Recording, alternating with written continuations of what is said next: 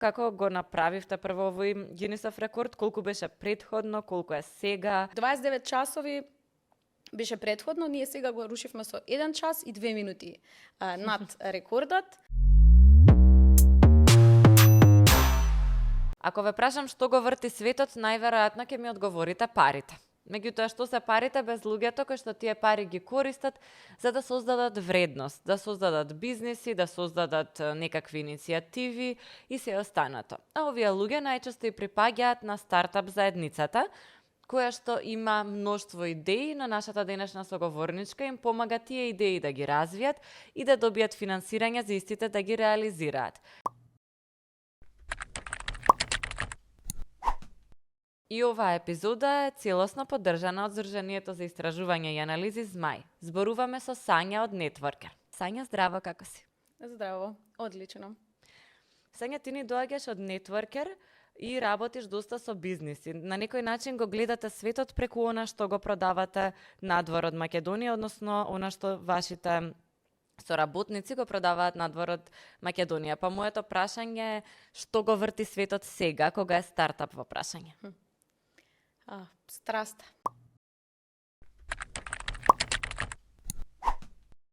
И детето во нас, да прави страствени работи, меѓу другото иновации и стартапи. Тоа е една страст огромна на предприемачите. Така, таа страст, дел од вашите соработници ги донесе до она иницијално финансирање.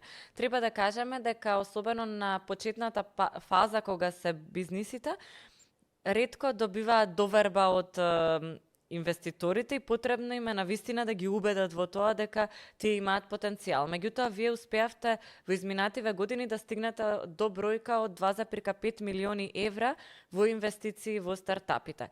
Ова е многу, малку, доволно, недоволно? Како според тебе изгледа бројкава? Помеѓу доволно, никогаш нема да биде доволно, затоа што токму тоа страста во мене и рушењето на границите е дека 2,5 милиони се малку во поглед на нашата 4-годишна работа. Меѓутоа, не се доволни, но не се малку од аспект на бидејќи најмногу работиме со стартапи, мали иновативни бизниси кои што се во рана фаза, тогаш многу значат тие 2,5 милиони, уствари тие се поделени во неколку бизниси.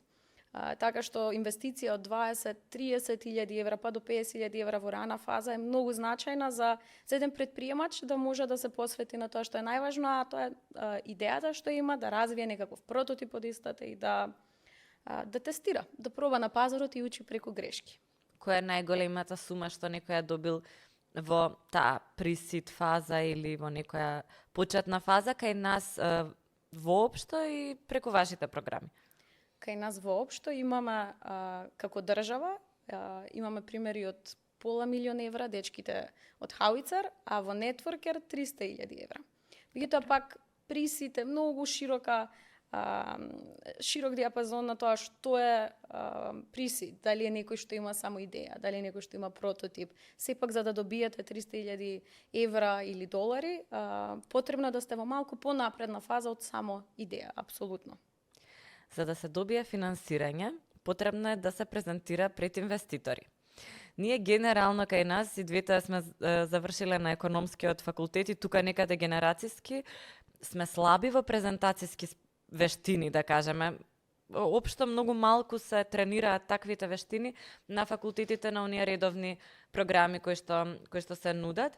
Меѓутоа, од друга страна, благодарение на Networker, станавме го држиме Гинисовиот рекорд во најдолг пич или презентација пред инвеститори. Како се случи тоа? Како го направивте прво овој Гинисов рекорд? Колку беше предходно? Колку е сега? Кажи ми нешто за тоа што ми е нешто ново што прв пат искрено го слушам. Да, на веб страницата на Гинисови рекорди може да го најдат на англискиот назив, преводот кај нас е малку специфичен, на англиски е Longest Business Pitching Marathon. Кај нас го преведуваат како најдолга презентација пред инвеститори, но тоа не е една презентација која што траеше 30 часови и 2 минути, без престан. Тука е маратон, но не маратон во трчање, маратон каде што неколку предприемачи со своите тимови излегуваат и ги презентираат своите идеи. И затоа би бил најдолг маратон од континуирани презентации на предприемачи. 30 часови и 2 минути точно траеше.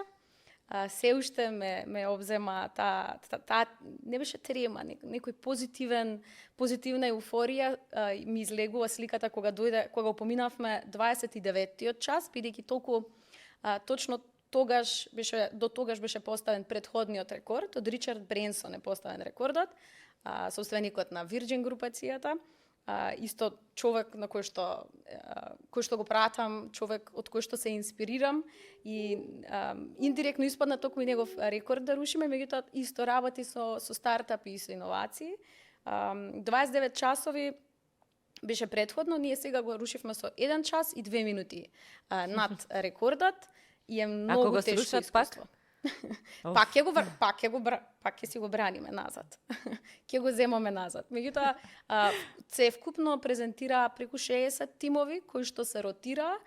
Технички судиите се тие што го рушат рекордот од една страна, бидејќи неопходно е, задолжително е да седат во своите столчиња додека презентираат и да го сослушаат стартапот, меѓутоа и мора постават прашање после тоа. Сега замислете, не е баш 30 часови без тоалет, тоа е прво нешто нели што ви паѓа на памет. Да. Има пауза за И тоалет. други неколку. Се јаде насред презентација, тоа е луксус за јадење да излегувате, меѓутоа Гинесовиот рекорд дозволува некаде околу на цел рекорд од 30 часови заработени, имате негде час и 15, час и 20 пауза, се вкупна, меѓутоа таа не може да ја земете одеднаш. И сите одевме со тајмери во тоалет, истовремено мора сите судии да одат во тоалет истовремено, значи неопходни се активностите или не знам, некогаш ви е потребно само да ја смените вашата вертикална во хоризонтална позиција, не може да спиете апсолутно. Да, имавме простории за нас кај што чисто може да подлегнеш за да смениш, тоа беше еднаш, но беше прекрасно, да, 15 минути, едни од најпрекрасните 15 минути во мојот живот. Кафе целосно беше спротивно, никако не е паметно кафе да се конзумира затоа што ви го нагризува желудникот, и цел тој адреналин воопшто не се паметни. Тие одлуки само вода. Јас би пила 10 кафиња да не ми го кажеше сега ова, ако некогаш треба да седам 30 часа будна, фокусирана да поставувам прашања. Исто ми кажа дека имало медицински тим на сестри, ако треба нешто тука да се улета со доколку некој од судиите, точно, доколку мораше 4 судии пријавивме да седат во таа сала, цело време се стрима лайв на Гинесовите рекорди, технички се снима тоа, директно судијата што го прати од Лондон за да не провери, ги прегледува тие снимки и паралелно тие 4 судии, како што кажав, мора истовремено да ја земат паузата, но исто има нешто што е огромен ризик, може на некој судија да му се слоши, да се онесвести, во тој момент нема како пропаѓа рекордот. Не можеме да речеме, иако претходниот рекорд беше со 3 судии, а ние сакавме да го рушиме со 4 судии, на еден да му беше лошо, сепак ќе пропаднеше рекордот. Или моравме да имаме бекап позадина за ако снема струја. И тоа е многу ризично, доколку снема струја мора да имаме за агрегатор. Особено кај нас знае да снема некогаш. Да. Но имавме среќа, главен поддржувач не беше Кока-кола, со Скопска пивара, и тие имаат поради нивното производство, имаат агрегатори за струја кои што беа тука да не покријат и не знам, сати, батерии не смее да снима. Мислам, еден куп работи кои што никако нема ни да ги помислите, вие кога мислите да рушите рекорд, размислувате во нашата ситуација првично за 30 часови. Како ќе седам 30 часа, а сето тоа останато што треба да се организира за да некој седи 30 часа е. Да, и како стартапите требаше да влегуваат без престан. Од еден стартап кој што излегува, предприемач кој што презентирал, и другиот предприемач што влегува, требаше да во 5 минути да се намести презентација, да му се стави бубица затоа што мора да се пренесува лайв дека тој презентира одредена бизнис идеја. Не смее да го фати паника или трема. Постојано ги викавме тие аларм пичери, дечки кои што беа наши прекрасни волонтери, чекаа пред вратата за ако на некој од презентерите што презентираат им се сложи да веднаш улета и почне да презентираат негова идеја која што веќе беше спремена. Добро. Тоа беше исто другиот дел од Добар хак за секој случај, затоа што трема, многу често луѓето мислат дека нема трема, јас знам и од тоа што сум снимала и гости кои што доаѓале тука, па и јас некогаш имам трема, нели, кога треба нешто да го направиш за прв пат и си под притисок, така што добар добра идеја да си има секогаш бекап, не знам, може тука да ставиме некој водител Да. за секој случај. И Или гостин. поместување. Беше одлично поместување на таа парадигма дека ние е неопходно да ги правиме работите перфектно. Перфектно, Да. потребно беше се да е перфектно испланирано за да го рушиме Гинисовиот рекорд. И тоа е целосно парадокс, тоа не е точно. Бидејќи за прв пат го рушиш Гинисовиот рекорд, не постои перфектно. Значајно е само да си доволно добар. И тоа некако ме научи мене, но и нашиот тим, 5 луѓе во тој период го организираа настанот, толкав беше тимот. 5 луѓе од Networker беа главните носители, свативме дека не може перфектно да се подготвиме. Има милион работи што може да тргнат погрешно, што е симулирање и на вистинската стартап заедница и екосистем. Но ти можеш само да се потрудиш да си доволно добар. И тоа доволно добар некогаш носи до Гинисови рекорди, некогаш до инвестиции. Така да се обидеш наместо да се исплашиш дека можеби ете ќе сгрешиш. Веројатно видовте многу презентации во текот на тие 30 часа и со твојата работа гледаш многу бизниси. Мене секогаш ме интересирало, сигурно со тек на време си научила веќе при првите 2-3 реченици да знаеш да кажеш дали одредена идеја е добра, има потенцијал или нема потенцијал. Што ги дели добрите бизнис идеи од лошите? Да. Па прво, колку е ова да звучи чудно, не е до воопшто до идејата, до човекот што ја презентира. Така што ги дели добрите бизнис идеи, би рекла прво човекот што ја презентира и не тоа колку дали има доволно добри говорнички способности, но е значајно, фаундерот значајно да има некаков продажен капацитет или презентацијски, но во таа рана фаза кога ќе дојдат кај нас може и да го нема тој продажен капацитет, но бар да може да ни продаде приказна, да проба да ја објасни идејата преку чевли на оној на кој што ќе му служи таа идеја. И затоа викам прво е човекот, па ние во подоцнежна фаза обавезно ќе најдеме некој што ќе го покрива за тие презентацијски вештини. Меѓутоа, прво значи човекот како ја презентира таа идеја и колку, и ова исто нешто што не е очекувано, колку тој човек е спремен да се откаже од таа идеја на местото кога ја презентира. Дали е премногу заљубен во својата идеја, бидејќи од другата страна ние како, и не би рекла како инвеститори, како медиатор помеѓу инвеститори и стартапи, знаеме дека првата идеја што човекот не презентира и затоа е незначајна, бидејќи само 5% од успехот.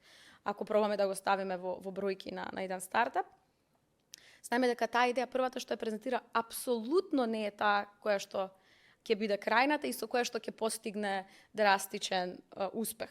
Навидум на, не знам, во ситуацијата со Viagra. Знаеме дека тие лекарства не биле за за сегашнава намена, биле за крвен притисок. Добра идеја, добар пример. И замислете сега тој основач толку многу да бил заљубен во својата идеја, дека и да не гледал надвор од кутијата, дека можеби е табу тема, но е потребна на пазарот. И затоа нас ни треба, тој човек пред се требало биде способен да се откаже од првичната идеја, но да ја има големата идеја. Сакам да помогнам на некој медицински проблем. Сега само го утнал проблемот. Меѓутоа, првично замислил друг проблем. Па добро, во голем дел и новите бизниси имаат за цел, нели, како викаме, или да решат проблем, или да задоволат некоја потреба, па понатаму дали точно таа идеја ќе биде крајната, не секогаш е баш така. Кажи ми некои примери за стартапи со кои што сте работеле и како тоа изгледало од почетокот кога дошле кај вас со идејата, па до како тоа било презентирано пред инвеститори. Да. Како се смени?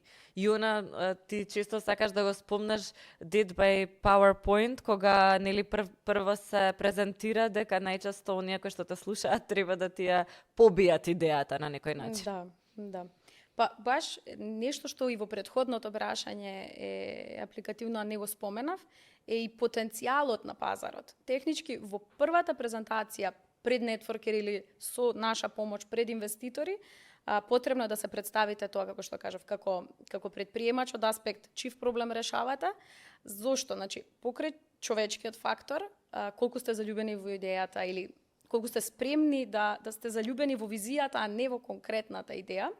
Второто нешто е проблемот што го решавате, тоа е потенцијалот на пазарот. И уствари потенцијалот на пазарот е многу значаен да го погодите правилно. Ако, пример, во ситуацијата со Viagra, тој пазар на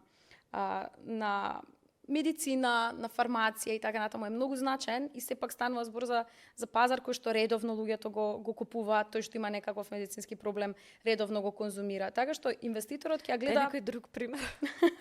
Инвеститорот ќе го гледа пазарот и тоа се надоврзува со претходното прашање, но и со ова сега што ме праша. Еден од примерите е стартап со кој што имаме работени и победник на Гинисовиот рекорд технички, пошто тогаш 5 стартапи добија инвестиција и ги рангиравме по прво до 5-то место. Се викаат дечки Crypturn, ствари нивниот стартап е app.crypturn, може да го најдат на вебсайт. Интересното кај нив е што пазарот што го таргетира беше многу интересен во време кога беше Гинисовиот рекорд. Сега веќе тој пазар е малце го сваќаат како опасен. Тоа е пазарот на блокчейн, на крипто, на NFT-а, play Да, to имаше едно earn време игри. подем. Точно. Како сега AI, што е Artificial Intelligence. И тоа се трендови што се случуваат и е нормално да ги има. Но тоа не значи дека после сега и трендот на AI ќе помине, не значи дека стартапите ќе пропаднат што работат со AI, но тие што се уклучиле само за трендот ќе ги снема. Така и овие дечки. Пазарот што го таргетира се уште е многу интересен, бидејќи таргетира play to earn игри. Тоа значи не е само обична игра play just to play, значи како да ја купувам играта, играм за внатрешна сатисфакција, туку и заработувам пари. Па таа комбинација е поврзана, има една игра Axie Infinity, која што со купување на одредени карактерчиња како Пикачуа, може, ако имате подобри 3 Пикачуа, која што, не знам, едното подобро лета, другото побрзо фрла оган и така натаму, подобро ќе може да се борите со противникот и да заработувате пари од секоја победа. И Ти благодарам во име на сите не геймери што објасни. Да.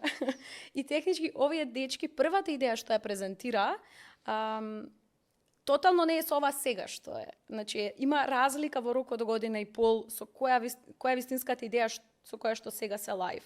Меѓутоа пазарот не се промени, пазарот се уште има потенцијал, ги видовме инвестициите. И што прават, кај нив што беше првичната идеја, рекоа, ние сме другари програмери кои што сме почнале да играме играта, во одреден период сватиле дека што ако некој другар, што нема толку време да игра играта, може да ги купи овие Пикачуа, бидејќи мора да се купи тој тим на карактерчиња, за да може подобро да се победува, тоест повеќе да се победува, поголем процент од изиграни игри да се победа и да се заработуваат пари, но, пример, да ги купиме овие карактерчиња, а да ги изнајмиме на некој од Филипините. Така. И технички што направија, тие мисля на старт само да ги изнајмуваат на Филипините, значи таму се играчите кои што играат, тие играат и после си ја делат разликата во паричната награда што ја добиваат. Меѓутоа, ова е како некој да купи стан, во ситуација купува 3 Пикачуа, како Airbnb, технички креира платформа каде што од една страна имаш некој кој што тоа е крајната идеја сега, имаш некој кој што знае, човек кој што неговото дете игра токму таа игра, знае дека не е лага и дека не е нешто некој тип на превара, затоа што и тој како родител купувал, му давал на детето, не знам, пари за да купи некаква кожа. Тоа се посебни додатоци на нивните херои и карактери. И сега вика, што ако овој тим од тие карактерчиња го изнајмам на некој филипинец, каде што $50 е просечна месечна плата, и тој филипинец заработува и го делиме приходот заеднички, бидејќи тој го има времето, има смартфон и едноставно нивната идеја на крај стана тоа, како Upwork за геймери. Што ги спојува, меѓутоа пазарот си остана ист, но дечките беше супер, што како карактер не беа презалюбени во својата идеја. Едноставно да речат, Тама сепак го знаеле пазарот. Ова не е нешто што може да му текне на човек кој во животот не играл или конкретно не играл таа игра.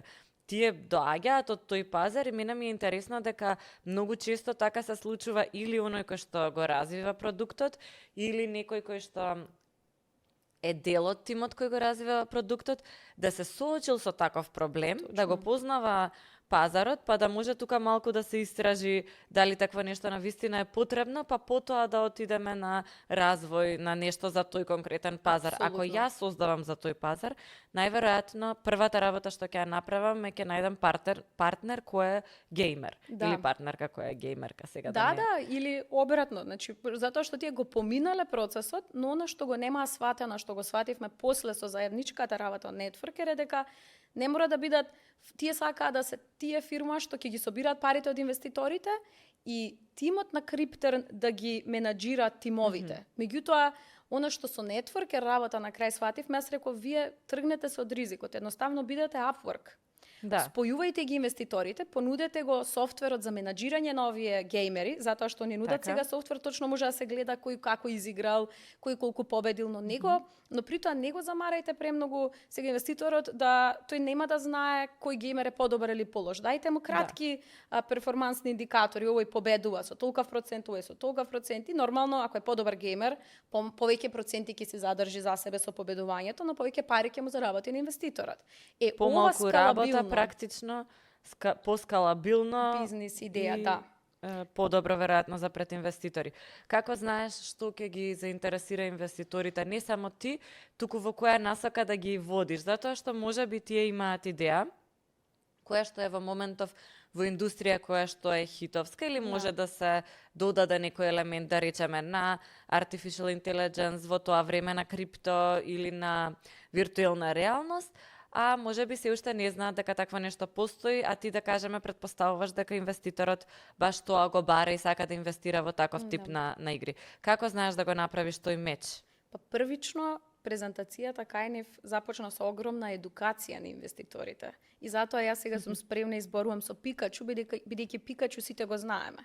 За да им објасниме што е Пикачу технички. Меѓутоа беше значајно прво така да се објасни, па после да им се објасни. Значи, мора да разберат прво кој е пазарот и дека пазарот е реален преку пример на нивните деца, што кажав, затоа што тие инвеститори имаат деца. Баш на таа генерација што играат play to earn игри или слушнале за такви игри, некои што заработува од игри и така натаму. Потоа второ нешто е да се каже дека овој пазар е кредибилитетен преку тоа што ќе се спомне дека некој друг светски познат инвестицијски фонд вложува во нивната ситуација. Андерсон и Хоровиц вложија преку 5 милиони во едни нивни индиректни конкуренти. Тоа го легализира постоењето на пазарот, значи многу познат инвестицијски фонд или venture capital. И на крај третото е да се објасни преку нивни чевли, да раскажат приказната, тоа што реков, да имаме предприемач кој што добро ќе раскаже приказната како стигнале до идејата и дека тие ова прво сами го направиле и дошле до оваа реализација самостално, дека ние се собравме прво еден другар, два другари, потоа 15.000 евра вложивме, заедно со другари имаме тим веќе од 30 филипинци што играат за нас.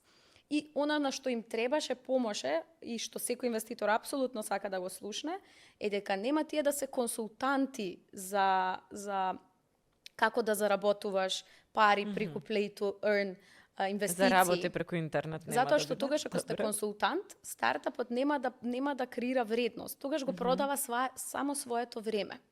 Ако консултираат 10 часа, ќе заработуваат 10 часа. И може да расти приходот, меѓутоа исто така и трошокот ќе расте со самиот процес на консултантство. Инвеститорите сакаат да слушнат дека идејата е скалабилна, а што значи тоа? Дека во одреден период приходите ќе растат, но со поголема стапка од тоа што ќе растат трошоците. Односно ќе креираме платформа како менаџмент софтвер. Не знам, на Upwork може точно да видите фриленсерот што сте го ангажирале, колку сати работел, да видите, значи Upwork го наблюдува фриленсерот како работел за или на вашиот проект. Идентично Cryptern може би на старт да има поголеми трошоци за да ја изгради оваа платформа, но во одреден период од кога таа платформа ќе е изградена и ќе има доволно корисници, ќе се функционира независно меѓусебно. Нема да е поврзано од саатите на тимот на Cryptern што ќе ги вложуваат, ќе биде поврзано од инвеститорите и од другата страна геймерите. Јасно ми е и ова е многу интересен пример затоа што верувам дека многу луѓе ги интересира оваа индустрија која што е комплетно нова, се повеќе и повеќе станува огромна индустрија во светот гейминг индустријата, значи тука не зборуваме само за игри за луѓе кои што нели сакаат да играат и трошат сати во текот на денот на тоа, зборуваме и за оние игри кои што се нели ги имаме сите на телефон, па од време на време ќе играме нешто, така што добро е дека ја опфативме како таква сега. Јас не те поканив тебе заради тоа што ти работиш со бизниси, тоа го правиме и во Змај, го прават и многу други организации. Мене ми е интересно дека ти тоа го работиш како сопствен бизнис. Си препознала пазар, потоа постојат стартапи кои што се подготвени да платат за нивната идеја да дојде до одредено ниво и така натаму, а гледам дека си добра во објаснување. Како им објасни на твоите дома што ќе работиш кога одлучи пред 5 години на колку 25-6 години дека ќе се занимаваш со ова? Тоа беше многу тешко, прво затоа што тоа што беше нетворкер на 25 и сега е различно и самиот нетворкер се менувал во текот на тоа што му е потребно на пазарот, па така на почеток мислевме дека само ќе спојуваме стартапи и инвеститори и да речеме еве тоа им го објаснив дека како претходно искуство на финансиски советник и консултант каде што сум управувала портфолио од 4 милиони евра на клиенти, сега ќе успеам бидејќи јас претходно управував портфолио, но само за акции, обврзници, нешто помалку ризично. И им кажав дека 5 до 10% од тие портфолија сакам да им понудам на моите инвеститори да размислат да вложат во нешто повисоко ризично. Јас во тој момент не ни знаев дека толку ќе се заљубам во стартапите. Буквално е љубов и буквално е поврзано со она што кажав, затоа викам страста според мене го врти светот, затоа што запознав луѓе кои што се прекрасни, но и патувањето на еден стартап е буквално како детска игра, нагоре, надолу и тоа со тек на време немам како да го објаснам на моите родители. Да си почнат стартап. Да, како ние сме стартап што помага на други стартапи да тргнат, да добијат инвестиции, финанси и така натаму.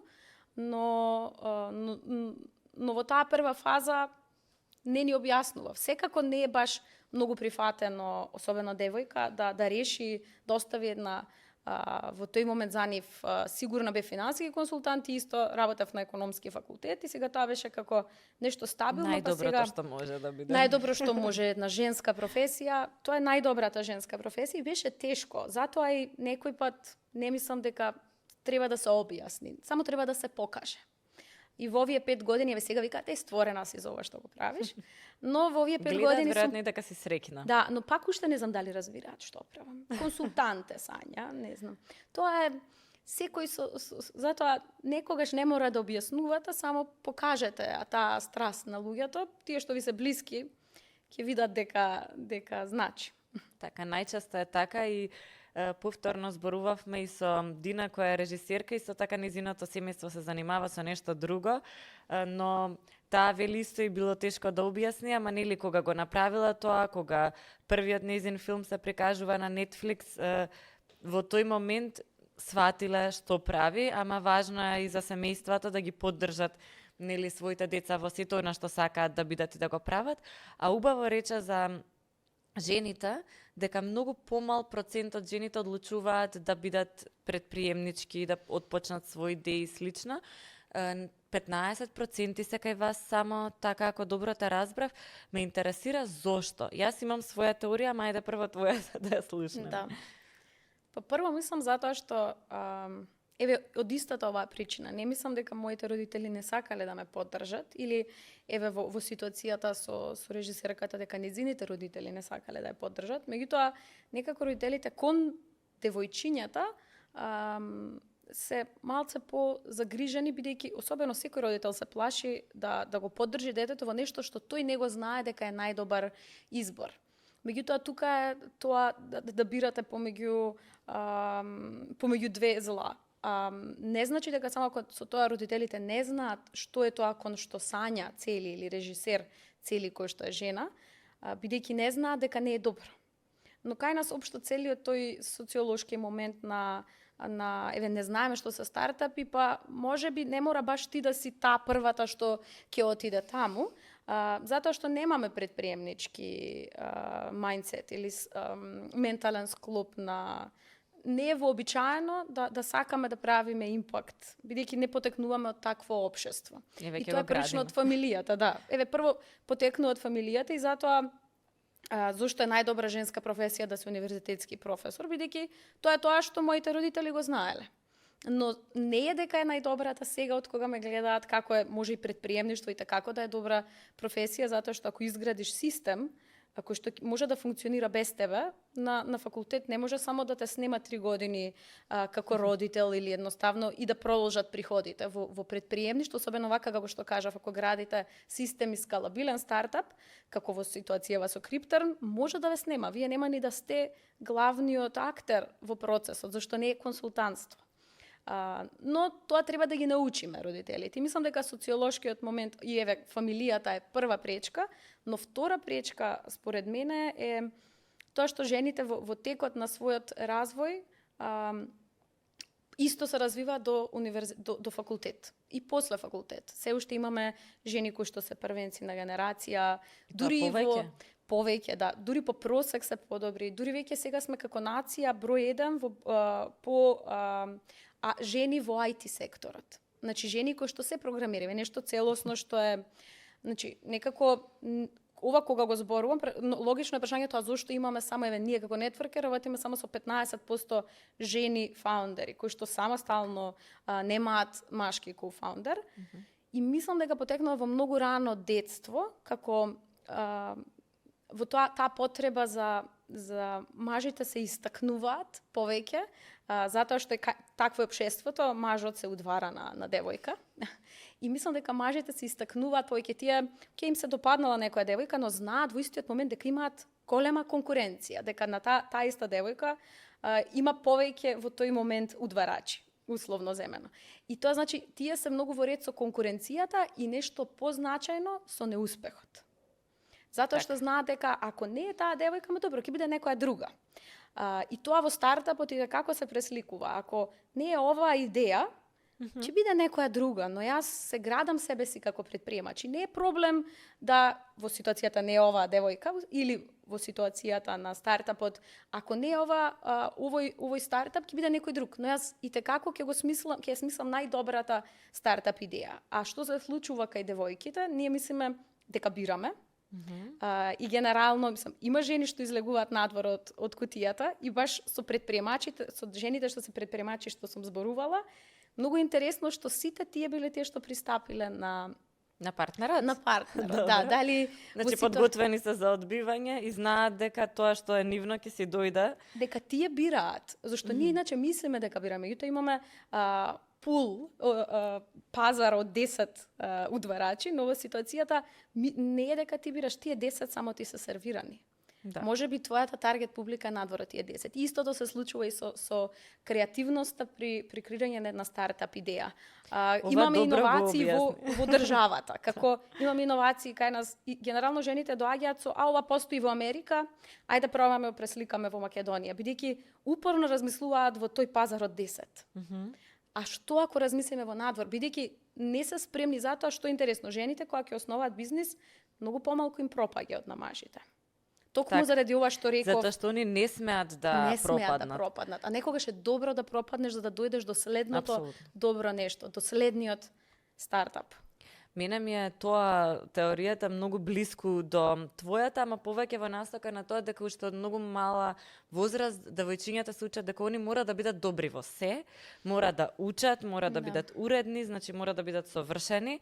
И веројатно па натаму во текот на кариерата, ако таа не оди совршено, тогаш имаме нели проблем и најчесто одат на сигурни идеи да мора да бидат успешни, што не е толку лошо затоа што веројатно многу посестрано размислуваат кога ќе се одлучат за нешто, па како што кажа се успешни во тоа што го прават.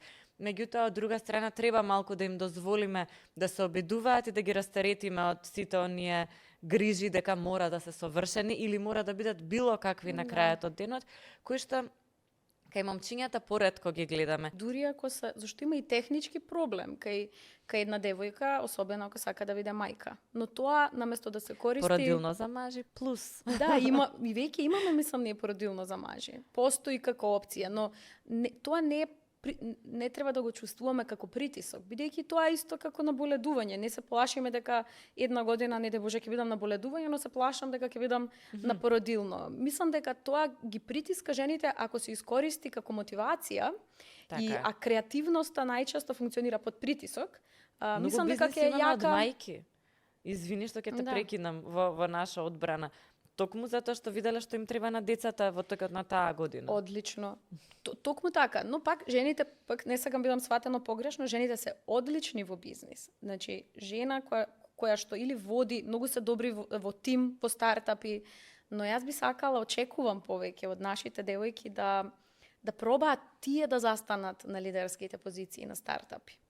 Тоа е што го зборувам, а не само да направат бизнис кој што ќе е одличен бизнис модел, но нема да е надвор од кутијата иновации, или во преводот на тоа што го кажував, да не го изберат еден од тие 10 зашто е сигурно и одговара по примерите, него да видат што има и надвор.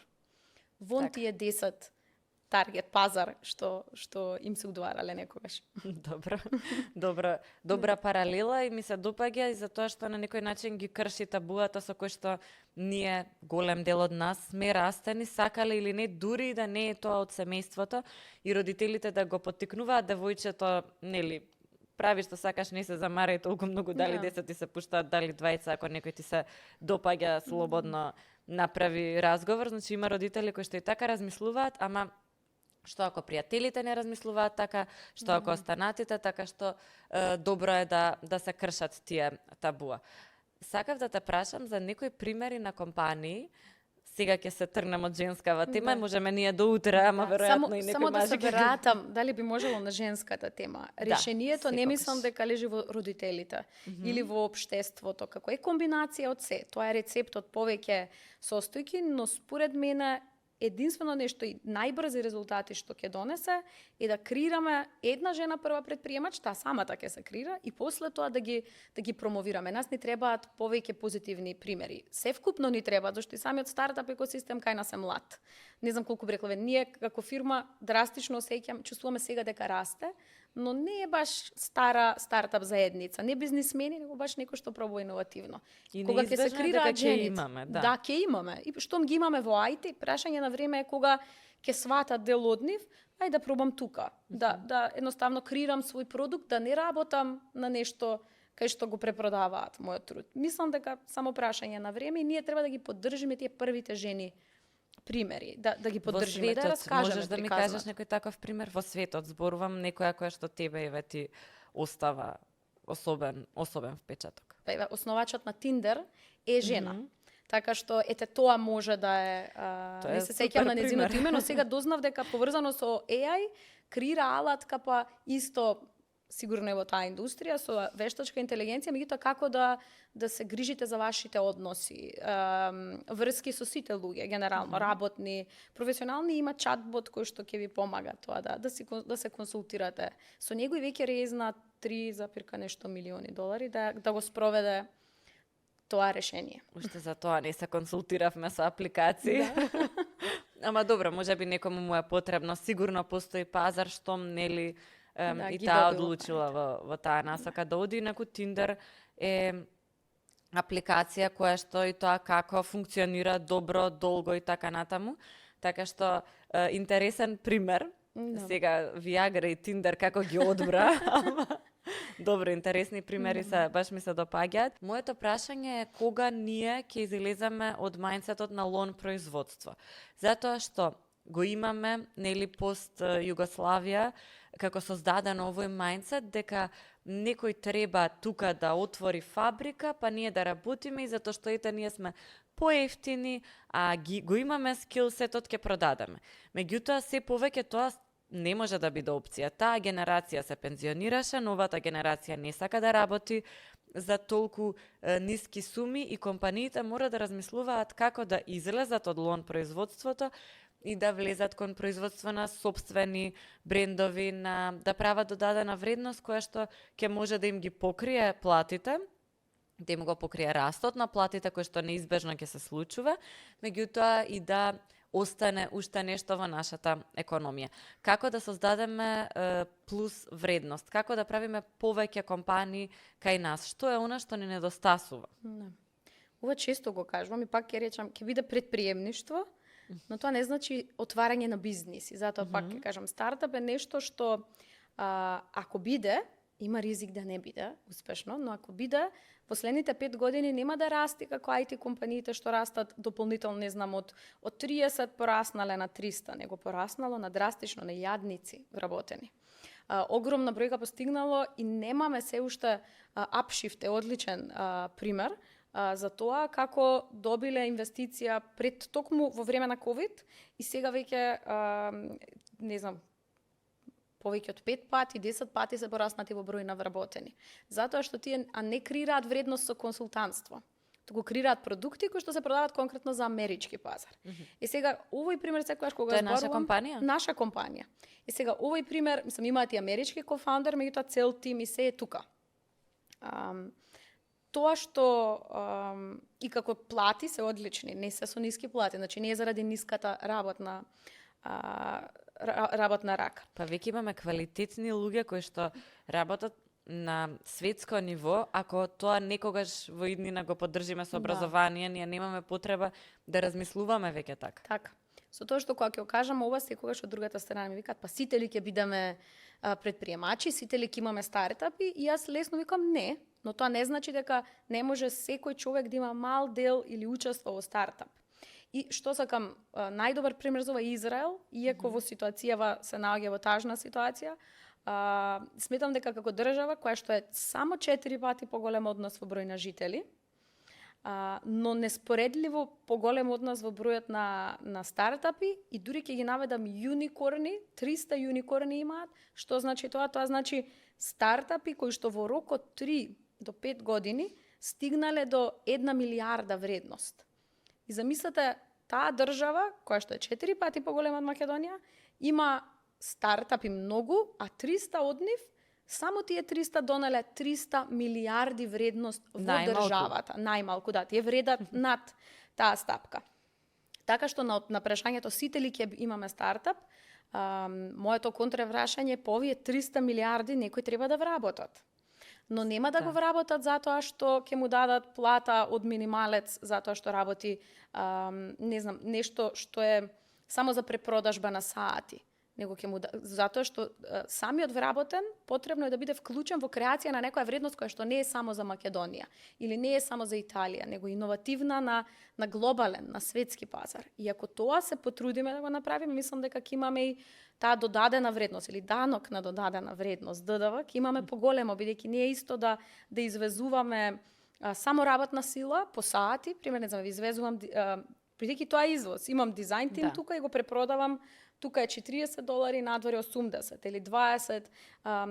Тоа исто не се стартапи, бидејќи се ограничени. Ограничени се нивниот раст, зависи од трудот, зависи пак од консултантство, не се скалабилни. Затоа е што ограничено е. Потребно е овие луѓе, тие дизајнери, во ред да се исто платени, меѓутоа тоа што го развиваат за компанијата да не е за Америка само по саат, него да развиваат некој продукт кој што наместо $20 нивниот саат, таму ќе биде 200, затоа што има додадена вредност, зашто на тој продукт не учествувале само дизајнери, туку и програмери учествувал и човек кој што е уметник. Не мора сите да се програмери, може да е иновација која што ќе е во кулинарство, а ќе биде поддржана, апсолутно се движи дигитално светот, заради тоа што е многу лесно да сте скалабилен како бизнис, ако имате дигитално решение, бидејќи тешко е да извезувате физички продукт. Има стартапи исто кои што направиле 1 милиарда со физички продукт, со препродажба на, не знам, иновативни чаши, но тоа е помалку возможно бидејќи побарува многу голем капитал за производство. А дигиталните стартапи се полесни да влезете во нив и да почнете да го пенетрирате пазарот. Да се вратам јас сепак на технологиите. Зборувавме со тебе за виртуелната реалност, а пред некое време зборував и со еден гостин Филип Арсов, кој што има создадено баш продукт со додадена вредност, што сега го продадоа на Lufthansa. И зборувавме за тоа дали нели ќе изгубиме одредени работни места поради вештачката интелигенција, и тој вика тоа најверојатно ќе се случи, но не така брзо како што мислиме. Примерот го даде со виртуелната реалност, каде што вика оние очила нели за одамна се промовираат дека сите ќе бидеме во метаверс и така натаму, но тоа некако не се случува и никако тој тренд да фати, што би се рекло. И сега моето прашање е дали мислиш дека сега е времето кога можеби ќе се создаде таква можност да се прават бизниси во областа на виртуелната реалност и дали оние очила конечно ќе ги ставиме? Да, тоа е интересно прашање затоа што е исто и тоа беше тренд, како што сега и вештачката интелигенција и блокчейн и крипто и NFT, се тоа што спомнавме. Со тоа што и се уште иновациите и тие стартапи што пример работеле на AR и VR пред 5 години, сега ако до овој период успеале да преживеат, сега ќе направат сериозно пари. И досега можеби успевале да се поддржат со инвестиции и така натаму, меѓутоа досега AR и VR, особено VR очилата беа луксус бидејќи беа скапи досега, би рекла до пред 2 до 3 години, меѓутоа веќе сега очилата има VR наочари што се од Мета конкретно. Facebook Мета извадени и тие се некаде околу $300 до $500. Што е една цена на мобилен телефон. И Apple, мислам, извадија. И Apple, но најбол се скапи. $1,500-600, како се што е Apple. Меѓутоа, ако споредите дека чинат колку еден нивен лаптоп, и не е така многу висока цена. Веќе, мислам дека ќе има напредок, ќе имаме се повеќе гледаме луѓе со VR очила, но во оној момент кога треба и да имаме стартапи кои што ќе понудат идеја што ќе брка работа, а не само гейминг. Така и треба да ме убедат да ги носам без разлика, што се исто колку телефон. Јас имам зошто го купувам телефонот и плаќам за него. А зошто би ги купила очилата, мора да има многу контент и нешто различно што ќе ми го понуди веројатно. Точно, како сега Ray-Ban направи соработка со Metaverse. Не знам дали ги видиме наочари, исто Ray-Ban очила. И кој проблем го решаваат, земаш слики од тоа, особено што се случува, одите на концерт, прекрасен концерт и каде да се свртите, баш јас сум фан на Coldplay и гледам тука паѓаат планети, ставиле конфети прекрасни, сите гледам дека се со телефоните. И сите снимаат, не уживаат во моментот, меѓутоа па снимаат за да може повеќе луѓе да го видат тоа нешто, што прави Ray-Ban и Мета, произведоа наочари за да може додека гледаш и да сликаш и снимаш. Односно од твоја перспектива да пренесеш. И мислам дека такви иновации споени со VR ќе се прекрасни. Јас мислам дека веќе ако од моje гледно место можам да сега да го снимам ова денеска што го поминуваме и да можам по 20 години со VR ја да се вратам во оваа просторија, за да го преживеам моментот наново, тогаш тоа е иновативно. Мислам дека тек допро бидејќи сега се достапни VR наочарите за повисок, затоа што досега беа за одредена маса на луѓе. Штом сме сега во конзумеризам, веќе се нешто што може скоро секој да си го дозволи, мислам дека ќе почнеме да гледаме повеќе идеи за индустрии, еве што викам вака, за нешто што е за ентертејмент, значи нешто што е за забава, а забавата знаеме дека не сме да е само за богатите. Значи кината треба затоа и функционира, затоа што се за поотворена маса, за водење на дигитален journal, да си водите свој споменар, не знам преводот да си снимате Да. видеоблогови. Да е поврзано видеото со тоа што го пишувате и така натаму. Ти благодарам и нема да продолжам многу после ова, затоа што ти некако убаво го заклучи. Драго ми е што би ги носела очилата тука, за да може да го снимиме ова и ние, нели, да го запамтиме моментот кога си дошла кај нас на подкаста. Се надевам дека следниот пат ќе биде не за толку долго, но со многу поголеми инвестиции, затоа што сега ќе имате еден нов пристап, па кога ќе профункционира сето тоа, веќе и функционира и почна да функционира, те очекувам тука да зборуваме за милиарди. Фала што дојде. Благодарам.